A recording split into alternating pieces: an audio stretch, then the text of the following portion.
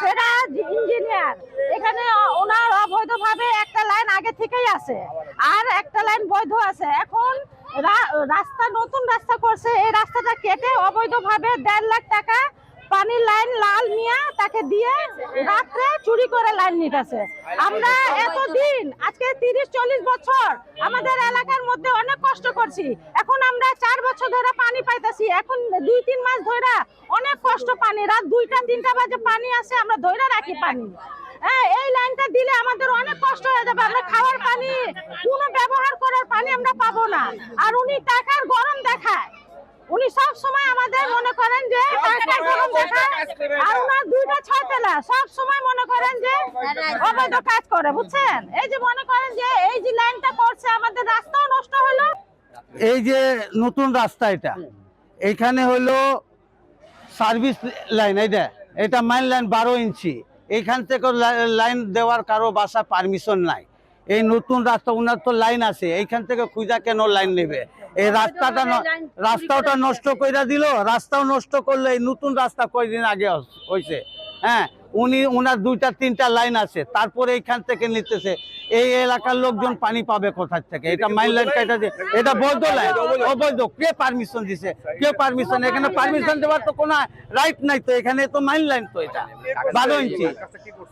কে? ওই যে ইঞ্জিনিয়ার সিরাজ সাহেব, বাইরে সিরাজ সাহেব, ইঞ্জিনিয়ার সিরাজ, এই মাদ্রাসার মালিক। এখন আমরা বাধা দিচ্ছি। আপনি এটা ভিডিও নেন, ভিডিও নিয়ে আপনি দেখান।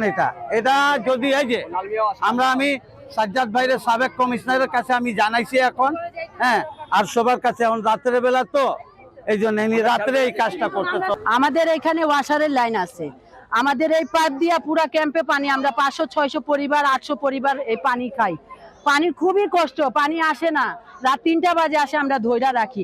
এখন মেন লাইন দিয়ে চুরি করে অবৈধভাবে এটা জোড়া দিয়ে দিতেছে। যাই আমাদের একটু পানি আসতেছে সেটাও আসবে না, আমরা অনেক কষ্টতে আছি।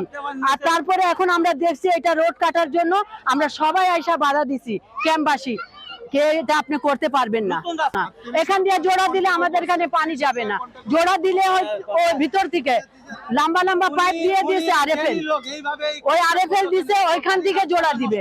আর কি নাম জানো? সিরাজ। আর যে লাল ভাই আছে মিস্ত্রি, ওর থেকে কাজ করাইতেছে। লাল ওই পানির কাজ করে, ছোট মোটো মিস্ত্রি।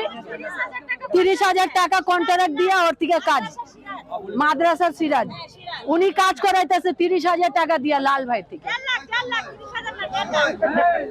30,000 টাকা মজুরি দিতেছে। শুনেন, এই নতুন রাস্তাটা খুঁজলো কেমনি? আর এই 12 এই জায়গায় 1.5 লাখ টাকার কাজ, 30,000 টাকার কোনো কাজ নেই এই জায়গা, বুঝছেন? ইনার 6-7টা বিল্ডিং আছে, 2টা মাদ্রাসা আছে, দেশের ভিতরে মাদ্রাসা। ইনার এটা ব্যবসা, এখানে কোনো ফ্রি মাদ্রাসা না, টাকা দিয়া পড়া হয়। এখানে টাকা নেয়। ইনি 300-400 বাচ্চা আছে এখানে।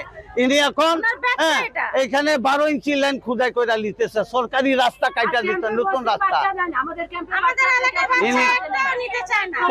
এখানে আমাদের ক্যাম্পবাসী, আমরা নিম্ন হত দরিদ্র খেটে খাওয়া মানুষ যাদের বাচ্চারা যদি আমরা ভালো পড়ালেখা করাইতে মাদ্রাসায় চাই, উনি নেয় না, এখানে ভর্তি নেয় না। ক্যাম্পের বাচ্চা, বস্তির বাচ্চা, বড় লোকের কোয়ার্টারের বাচ্চা এখানে টাকা দিয়ে পড়ে।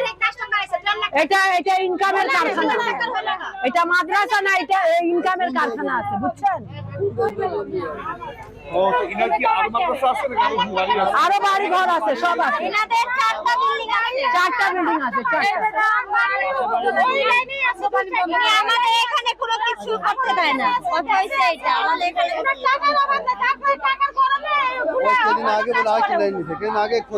আগে একটা লাইন ভিতর থেকে নিচ্ছে। কোন আইনে আছে আপনি কাটিং করবেন? আর এই নতুন রাস্তা করা হয়েছে কার পারমিশনে আপনি রাস্তা কাটিং করলেন? কত বড় দেশের সম্পদটা আপনার ক্ষতি করলেন, কত বড় দেশের সম্পদ ক্ষতি করছেন এই রাস্তাটা। আপনি মেইন রাস্তাটার আপনি কাটিং করে দিলেন, 12 ইঞ্চি থেকে লাইন নেবেন। কোন আইনে নিতেছেন? এটা কোনো পারমিশন দিছে ওয়াসার কোনো পারমিশন আছে? আজ পর্যন্ত আমরা শুনি নাই যে 12 ইঞ্চি থেকে কারো বাসার লাইন যায়।